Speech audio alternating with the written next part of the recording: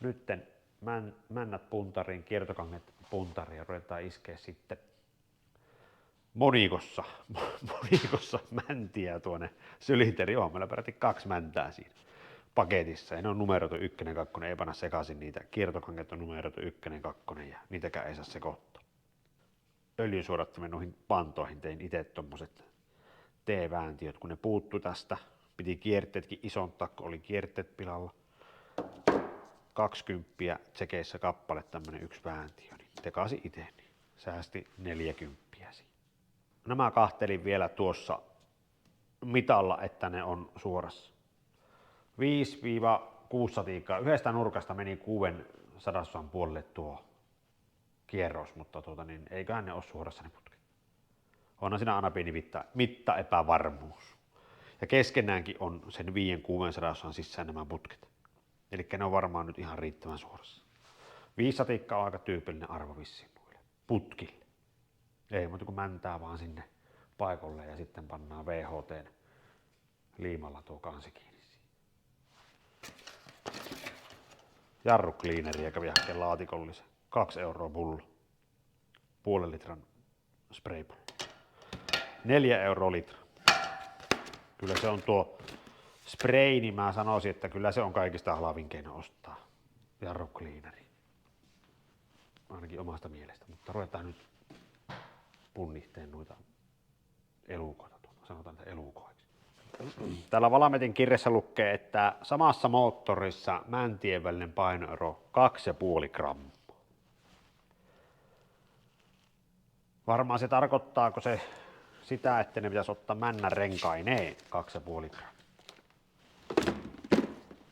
Pannaan tuo puntari tuohon ja tämmönen erittäin tarkka kiinalainen puntari. Täällä on nuo renkaat. Täällä on sitten AGS-mäntä. Siellä on nuo lukkorenkaat. Eihän näitä monikaan punnihe. En tiedä moottoripajoilla punniteeko ne näitä. 13,85 grammaa. Pannapa renkaat päälle. 15,48.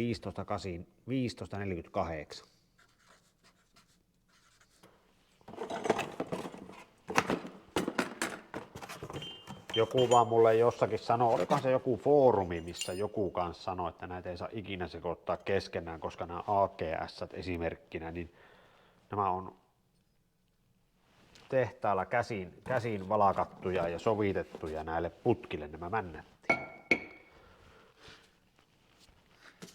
Siellä on heti jo 10 gramman painoa. Onko ihan oikeesti? 13,78. Se on hirviä painoero. Pannaanpa renkaat tuonne. Siksi mä punnihin erikseen. Mä näen, tuleeko se renkaasta vai muista pelkistä männistä. 15,40. Elikkä se tulee männistä tulee painoero.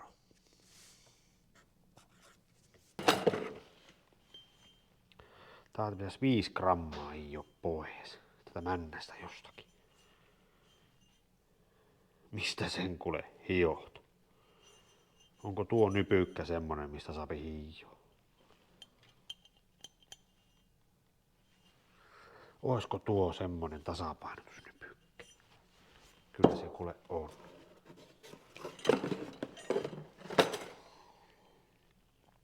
Tuossakin on semmonen tasapainotusnypykkä.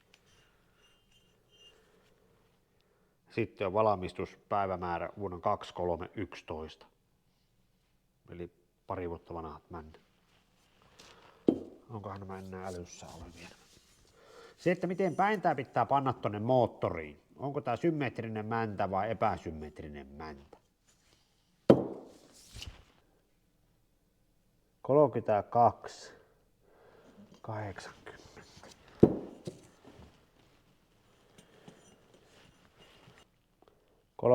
On tämä symmetrinen mäntä. On. Männän tappi on keskellä. Tuossa kun aikani mittaili, sehän on vaikea mitata tuossa ympyrän kaarissa, mutta tuossa kun aikansa mittailee, niin muutaman sadassoan sisään saapi samaan mitaan molemmin puolin. Tuo männän tappi on silloin keskellä. Antaa kompuran latautua, se on kohta latingissa, ne ruvetaan hiiottaa nypy.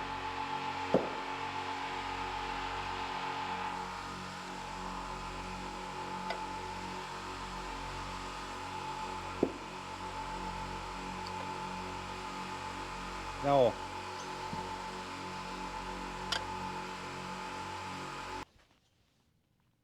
Kävin kahtoo vanhaa mäntää, niin siinäkin on tuo nypykkä ja se oli toisesta männästä hiottu.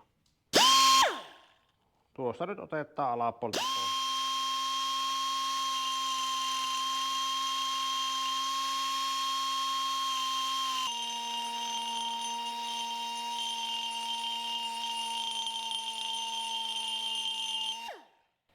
Sitten käydään välipunnit.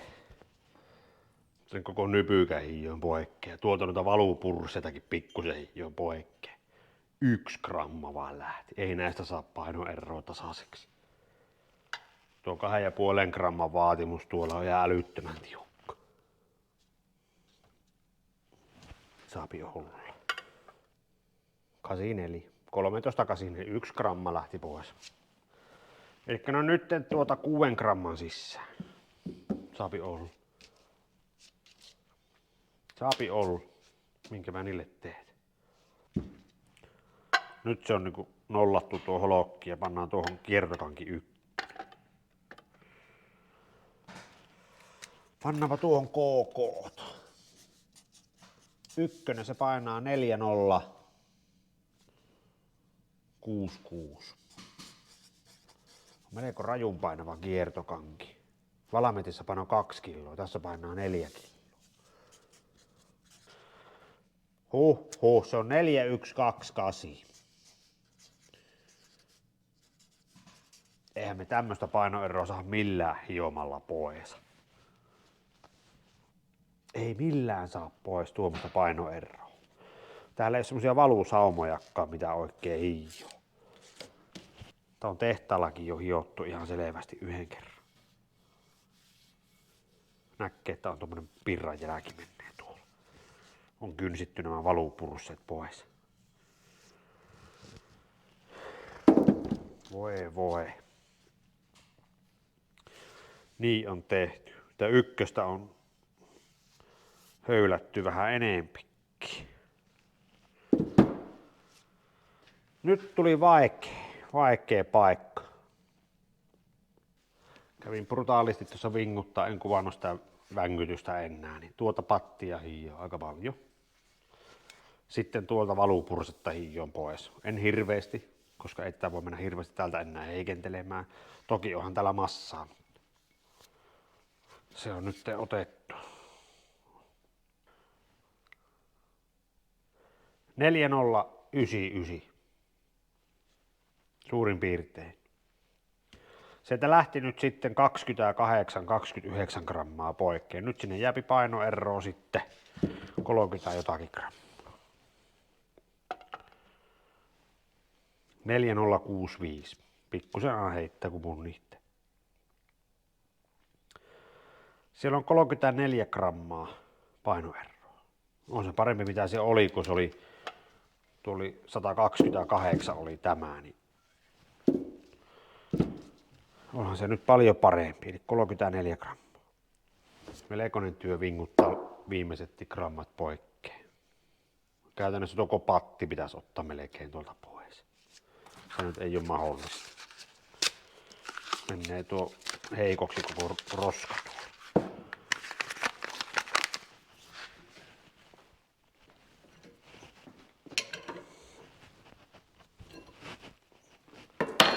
Pitää putsata nämä pukit. Muutenkin pitää ottaa irti, kun pitää panna kiertokangit.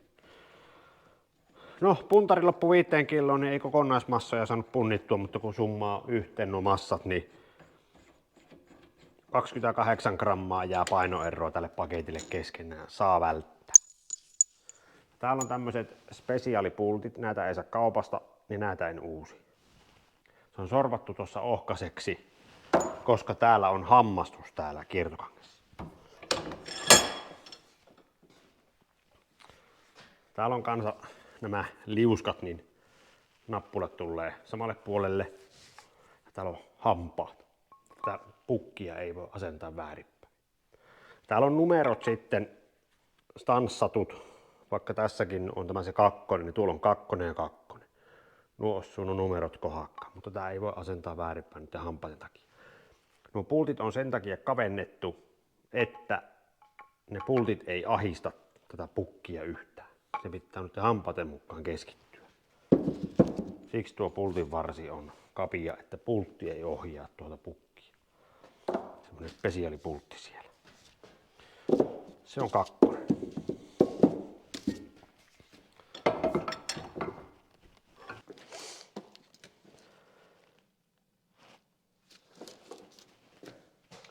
Nyt tässä on se ihanuus. Tuo moottori nyt on vähän tuommoinen hankalan muotoinen ja mallinen, se, että männän korko. Männän korko tekisi mieli mitata silleen, että se olisi ilman renkaita. Mutta koska tuo on niin tympeä tuossa vehkeessä tämän kiertokangen asennus ja irrotus, taidan nyt rutasta sinne suoraan renkaiden kannissa ja sitten märehittää, että mikä se männän korko on. Semmoinen se taitaa olla se pelihenki. Setorin kirjassa ei ollut sanottu männän korkoa suoraan lohkon pinnasta, on sanottu suoraan männän ja kannen välinen rako, mitä se saapi olla. Ja mitä pienempi se on, totta kai niin se käynnistyvyys sitten aina pikkusen helpottuu. Täällä on pienet kammiot täällä kannessa, vähän niin kuin Perkinsissä. Tilaavuus mahdollisimman pieneksi, niin käynnistyvyys on aina hyvä, mutta se todissa on muutenkin jo kohtuu hyvä käynnistys. 3 hehkua. Aine 2 hehkua toimii, se imuserä hehkua vähän huosti. Se eristyshomma on siellä huosti. Missä oli sanottu se kansimäntä etäisyys? Siellä on tätä Setorin kirjaa nyt ihan urakalla ja täältä nyt löytyy onneksi pikkusen faktaa, kun löytää oikeita lauseita. Täällä on kiertokankien osalta sanotaan, että 50 grammaa maksimipainoero sylintereiden välillä. Nythän se oli yli 50 grammaa niin, ja mäntien kanssa, niin nyt ne on hiottu. Nyt ne on alle 50 grammaa, 28 grammaa, niin se saa välttää. Se valametin 2,5 grammaa mäntien välillä, niin se on järjettömän tiukka, niin sitä ei ruveta nyt enää tähän soveltamaan. No otetaan taas Setorin ohjetta 50 grammaa, se on nyt tehty, se toimii. Ei ihan mahdottomia sen tarvita hiomaan. Se on nyt hyvä. Ja sitten täällä oli sitten mäntien korko kannesta, eli kun kannen tiiviste on paikallaan, kansi on kiritty momenttiin 1,2 milliä männän ja kannen välinen rako. Ja se pitää käytännössä mitata sillä lyijylangalla, eli juotostina männän päälle suuttimen reiästä ja puristetaan mäntä siihen kiinni. Kannen tiiviste on se noin 1,5 milliä paksu. Tämä kohta mittaa se kannen tiiviste. Arvioin, että se on 1,5 milliä. Mutta männän renkaita yritän vielä ehtiä, että eikö ole merkitty männän renkaiden rakoa tänne. Tuolla. Männän renkaat 0,5 milliä rako. Männän renkaat 0,5. Mä en tiedä, jos se vaikka 0,4 jääpi, 0,3 jääpi, niin kuin on noissa muissakin rattoreissa ollut, niin mä veikkaan, että se 0,4kään ei haittaa mitään. Tuskin leikkaa kiinni. Kuitenkin nestejäähytetty moottori. Kaikki on pesty ja puhistettu. Se nestekin jäähyttää siellä. Tuo on viheliäinen homma ruveta hiomaan tämä lyhyemmäksi tämä männänrengas. Se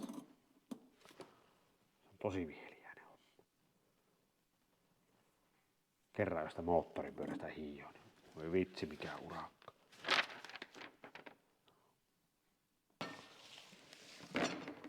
Tää tuntuu ihan niin kuin tuolta kuorma-auton raskeläppäkumilta tämä kannetiivistä.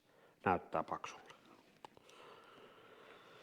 1,86 milliä tuon putken, onko tuo se liekkirenkaan kohdalta. 1,86, aika paksu kannetiivistä. Entä tuo venttiilin murikan kohdalta? sama 177. Pelkkä materiaali 145, 144. Eli tää oli se noin 1,5 millin tiiviste. Hyvin tyypillinen. Tää kutistuu sen varmaan 0,2, 0,25. Epäilisin. Eli se 1,2 milliä mäntä kannen väli, niin jos mäntä tulee tasapintaan putken kanssa. Eli suoraan tähän ylimpään kohtaan. Jos tulee mäntä, niin sitten se varmaan ok. Jos se tulee siitä yli, niin sitten meillä on äkkiä vaara, että se kolahtaa venttiileihin se mäntä, koska meillä on venttiilitkin vejetty nyt toleranssi alapuolelle. Tasapintaan tuon kanssa. Mä vaan sitä kasaushommaa, kun tuo on niin viheliäinen pistää se mäntä ja kiertokanki tonne pyttyyn, että se pitäisi tehdä ensin ilman männänrenkaat. Se on hirviä savotta sitten ottaa se kaikki pois sieltä ja laittaa männänrenkaan. Se siinä on se pointti. Sitä turhaa niin kuin purkamista ja kiristelyä ja avaamista yritä välttää. Tai ja laittaa ne männänrenkainen nyt tänne. Ihan suoraan. Tuolla onkin mulla yksi männänrengas, mä harjoittelin sitä tuonne survomista. Mitä tänne ravoutsi? Täällä on ykkösen männästä ensimmäinen rengas. Osat on edelleen pöydällä järjestyksessä. Luiska mitta vai liuska 04. Rako, se meni helposti. Se on vähintään se 04. Mielellään en ruppeisi hiomaan noita männänrenkaita. Se on vaan niin vastenmielinen homma. Pakottamalla menee 045. En ruppe hiomaan. Tehdään kisakirjakone. Jotkuthan sanoo, että kisakoneet on, kun on vähän väliä. Pullinkin miehen kanssa juttelin kesällä, niin se antoi vähän ohjeita tähän. Nyt mä teen päinvastoin. Täysin päinvastoin teen nyt. Tehdään kirreen myllykunnassa. En minä ruppe 0,05 milliä juomaan. Se menee ihan läskiksi mulla se homma sitten. Siinä on seuraava rengas. 045 meni väliin. Välttäköön. Valametissahan oli 035 vai 03. Siinä on tiukemmat, mutta siinä on pikkusen pienemmät männät, mutta ei paljon. Muutaman milli on vaan pienemmät. Tänne meni 045 on vähän helpommin väliin. 045 menee pakottamalla väliin. Joo, sekin on samanlainen. Ja näissä on reijättiin vielä näissä öljyrenkaissa. Nämä kyllä varmaan jäähtyy tuonne pohjayliin. Hyvä ne on tarkistaa, ettei sinne ei jää sitten liian tiukkaa tuon. 045 menee helposti. Otetaan kakkonen. 05 menee pakottamalla tuon. Se on silloin hyvä se kakkosen. 045 menee. 05 meni väliin tuon. On se hyvä. Viimeinen. Se oli se Perkinsin kyllä männänrengas, se oli kyllä viheliäinen. Se oli kyllä viimeisen päälle viheliäinen. Miten niin monta rengasta voi ihan laittaa edes mäntään? 045. Mennään se tuon. Kyllä se on hyvä. Kyllä se on hyvä. Räskästään nyt männät kiinni noihin kiertokankkiin ja puotetaan sitten männänrenkat paikoilla ja puotetaan sinne pyttyyn. Asennusohje. Semmoisen sain näihin mäntiin, että eestä päin nämä tekstit pitää olla luettavassa suunnassa. Sitten menee mäntä oikeinpäin. Vaikka tämä mitattuna on nyt symmetrinen periaatteessa, niin eestä päin katsottuna tekstit pitää olla luettavissa. Täällä se nypykkä, mitä vähän hiottiin, ehkä vähän turhaankin nyt jo hiottiin loppupelissä, no se ei haittaa mitään, niin se nypykkä tulee niin kuin eteenpäin. Silloin tekstitkin on luettavassa suunnassa. Sitten mäntä menee oikeinpäin. Semmoisen ohjeen sain. Semmoiselta henkilöltä, joka asentaa näitä paljon, niin tietää varmasti. Ei mitään, ruvetaan räskää tappia sinne kiinni. Tuo tulee tuonne niin sanottu pakoaukkoon päin, niin se tulee tänne missä on tuo AGS-logo, niin samalle puolelle. Kyllä se lämpiää tuo tötterö.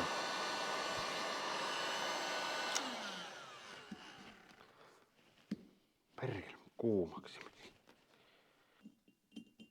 Ai kun meni kuumaksi tuo mänty.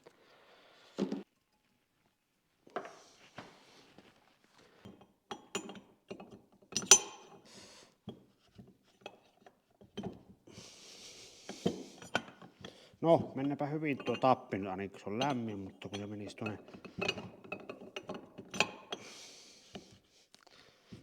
Se pitäisi mennä, kun se sattuu kohdaan.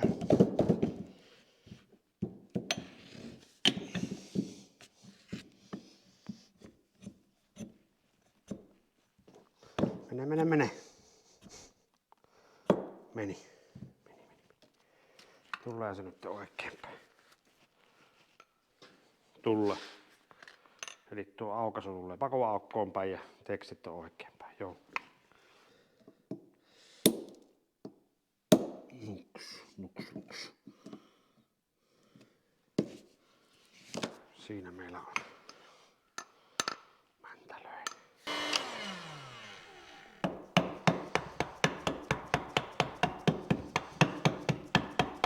Ei se oo tiukka, se on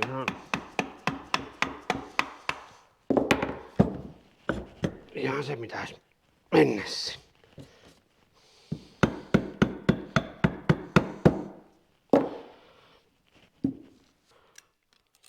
Kummat piinaa, isommat vai pienemmät?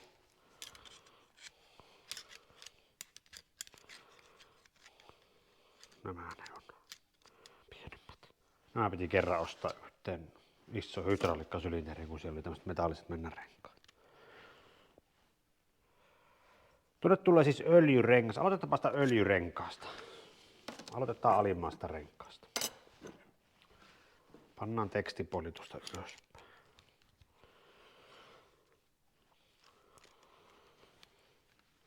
Alin öljyrengas. Oi nyt katkaset.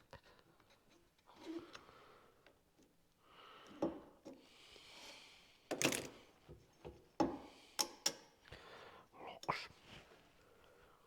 Teksti ylöspäin. Näissä ei ollut semmosia niin sanottuja kovakromirenkaita. Joissakin männärengassarjoissa ja mäntäsarjossa osa on semmoisia erikoisia. Kaikki oli samanlaisia rautarenkaita. Se on siinä. Näitä sitten vaan sotkee tänne omaa näkemyksen mukaan. No se on siis siihen mäntä valmis. Pannaan tuo kakkonenkin jo samaan tien, kun sotketaan.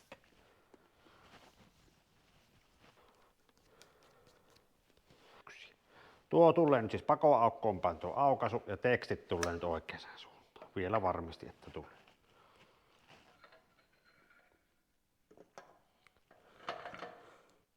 Menisikö tuo alin öljyrengas, jos puristas sen sormin ekana tuo? Ei yllä välttämättä se minun tämä männärengasvyö ei yllä, niin yleensä tuo aliin kyllä menee tuonne sormin tuo rengas. Sehän meni. On tää männärengasvyö tämmönen sormien leikka.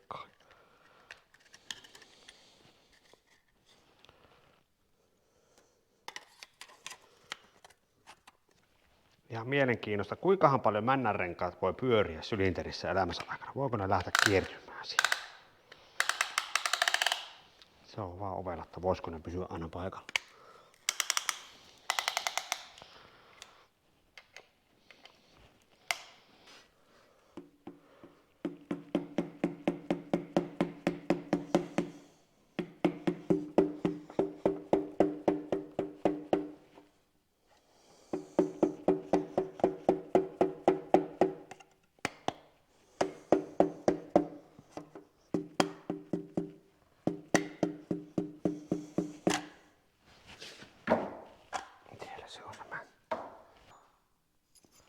Kävi hakkeen asioikseen 07 peltiä ja Tein uudet lukkolevyt. Ja numerot menee nyt tänne ylös numerota vasta. Liuskat menee kans, ne lukkosakarat menee tonne. Tuonne noin.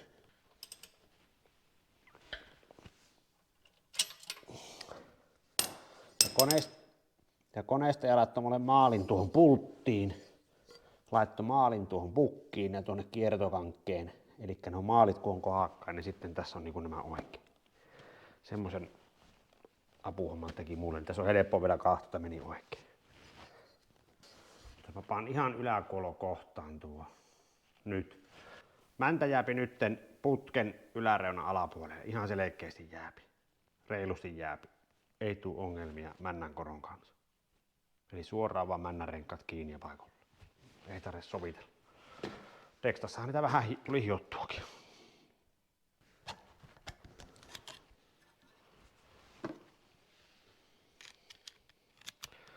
Nyt vielä on vähän tiukemmat männän renkaiden ravot, mitä nyt tuo kirja ehkä tuolla väittää, mutta mennään tälle.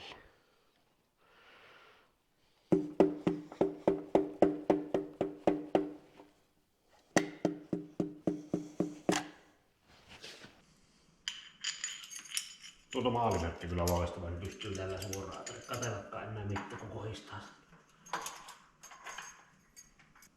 Suoraan! Vettääkö se sitä kiinni? Siitä tuntuu, että se ei oo ihan tämä taimainen nyt mulla kohdalla. Tuo maaliin loistaa ollut. Kakkonenkin on nyt yläkolokohdassa, ja sekin jääpi reilusti alle tuon sylinteriputken ylimmän yläpinnan. Siinäpä se on. On se heti paljon raskaampi pyöritellä tuo kone kuin tuolta. Siellä on männän renkaat. Tuon on pikkusen öljyä, kun ne männän renkaat hankaat. Huomattavasti raskaampi. Kyllä se niin pyörii. Tuollakin vähän öljyä. 140.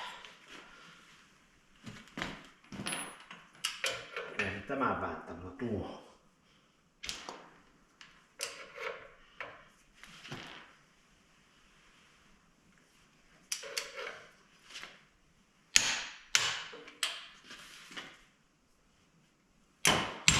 Pultit ei ollut sitten ihan kuivia, mulla ei ole aikaisemmin pantu niin vähän rasvaa. Että ne ei silleen niinku ihan kuivia ne ei.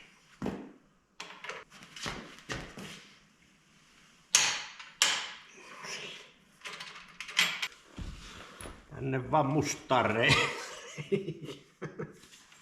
Yrittää vaan pikkusen isomman hylsyn tähän alippaisen mutteriin, jos mä sen paremmin paikan. 24. Siinä mä kun eipä sitä mahu. Jäännettä.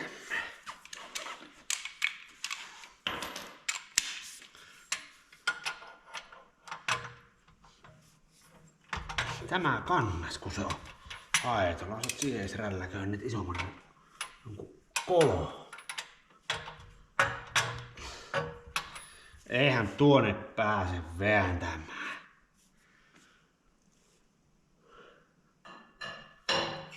Niin se joskus aina vaikeaksi. Pannaan se murikka siihen ja... Vitsi kun olisi se puntari tähän nostoon, niin punnistuspaikka kun tuo alkaa tuo moottori painaa. En tiedä menneekö 500 kiloa rikki tässä moottorissa. Kyllä pitäisi tällä onnistua punnita. 1000 kilon puntari. Pitäisiköhän tuo tilaa?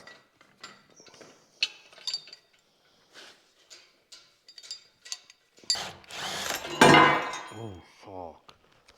Tuonko se nyt käsi tää polvi alla?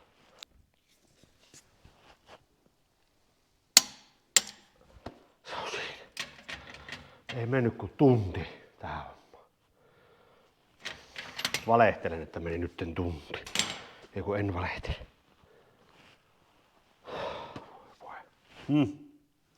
Semmoista se on näitä kanssa. Se olisi siinä, eikä. Ehkä olisi siinä.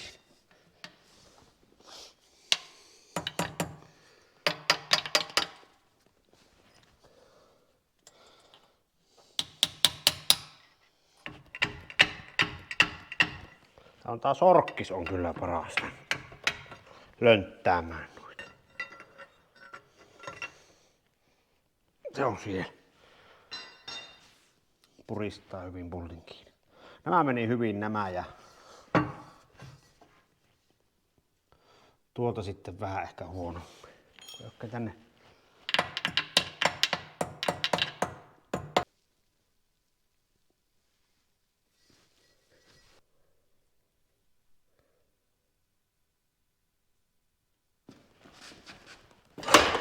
Tuonnekin.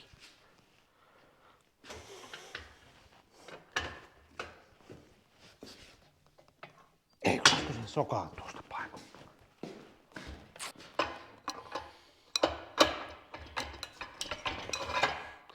Pakko panna tähän, kun pitää se kansi vielä kuitenkin tehdä.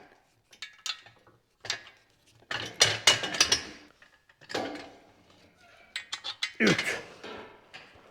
Alkaa rajoilla koko pukki. Sen verran raskas se on. Mun ihan tekee ite näille raskalle moottorille pukille.